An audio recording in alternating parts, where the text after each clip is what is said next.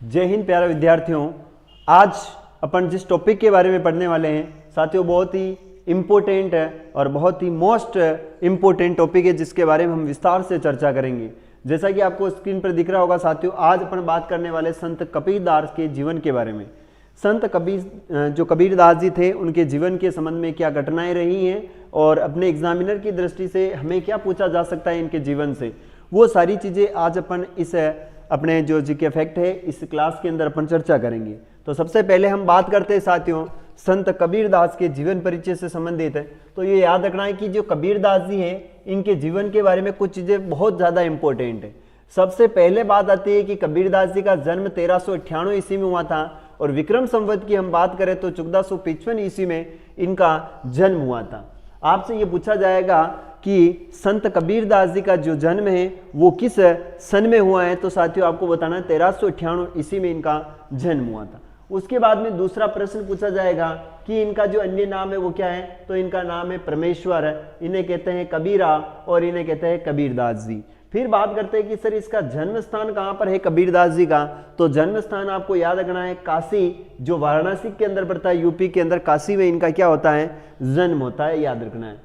फिर बात करते हैं साथियों इनकी जो मृत्यु हुई वो मृत्यु 1518 के अंदर हुई और मृत्यु कहाँ पर हुई, तो मगहर के अंदर हुई। कहाँ पर हुई है साथियों, मगहर के अंदर 1815 ईस्वी में इनकी क्या होती है, मृत्यु होती है।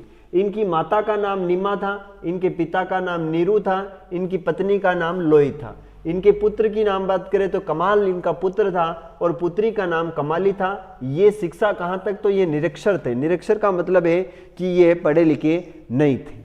वापस हम बात करते हैं कि इनका जन्म 1398 ईस्वी में हुआ है, याद रखना है। विक्रम संवत 1400 जो अपने 55 है इसके अंदर हुआ है। इनका नाम मिलता है परमेश्वर, कबीरा और संत कबीरदास के। इनका जो जन्म स्थान है साथियों याद रखना काशी वाराणसी यूपी के अंदर जन्म हुआ है। इनकी मृत्यु 1518 में हुई, मगर यूपी के अंदर हुई।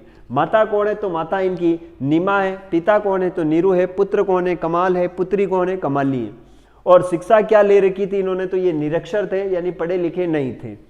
उनके बाद में है कि सर इनके गुरुजी कौन है, तो इनके गुरुजी का नाम है स्वामी रामानंद, इनके क्या है, गुरु है, याद रखना है।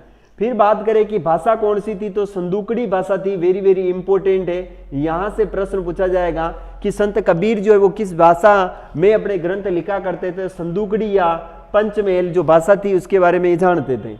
इनके प्रमुख ग्रंथ रचनाएं है वो है साकी, सबद, रेमिनी। इनके बाद में हम आगे चर्चा करें साथियों, आगे क्या है, तो व्यवसाय क्या था इनका, ये कवि भी थे और संत थे। कवि और संत दोनों इनके व्यवसाय के अंदर आते हैं। अन्य नाम यानी ज्ञान श्री निर्गुण कहते हैं, ये समाज सुधारक थे, महान संत थे और महान कवि थे। इनका जो साहित्य काल रहा है वो किस समय का था, तो वो भक्ति काल के समय इनका जन्म या इनके साहित्य के बारे में चर्चाएं आती हैं। इनके जन्म के बारे में कुछ एक दोहा प्रचलित है, याद रखना है। 1455 साल गए, चंद्रवार एक ठाट गए, जेठ सुदी बरसायत को पूर्णिमास प्रकट भय। यानी संत कबीरदास जी का जो जन्म है 1455 ईस्वी यानी विक्रम संवत में हुआ है।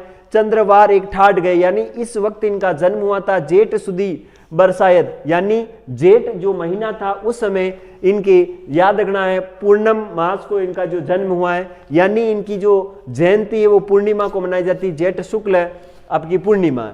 इनकी मृत्यु के संबंध में एक चलता है कोटेशन, संवत 1575 कियो मगर को गौण, माघ सुदी एकादशी रेलो पौण में पौण। यानी याद रखना विक्रम संवत 1575 के अंदर इनका क्या होता है, याद रखना विक्रम संवत, जबकि अपन 1518 ईस्वी है, विक्रम संवत 1575 में इनका मृत्यु होती है, मगर के अंदर हुई यूपी में। माघ सुदी यानी माघ सुदी एकादशी, माघ सुदी एकादशी शुक्ल एकादशी को इनका क्या होता है, देहांत होता है, वेरी वेरी इंपोर्टेंट मगर के अंदर है। इनके कबीरदास के बहुत सारे दोहे प्रचलित है, जैसा कि अपन जानते ही हैं कि बड़ा भैया तो क्या बढ़िया, जैसे पेड़ खजूर, पंथी को छाया ना मिले, फल लागे इतनी दूर। तो बहुत सारी चीजें हैं साथियों जो इनके जीवन परिचय के संबंध में बड़ी ही इंपॉर्टेंट है और एग्जामिनर के द्वारा हमें बार बार पूछा जाता है।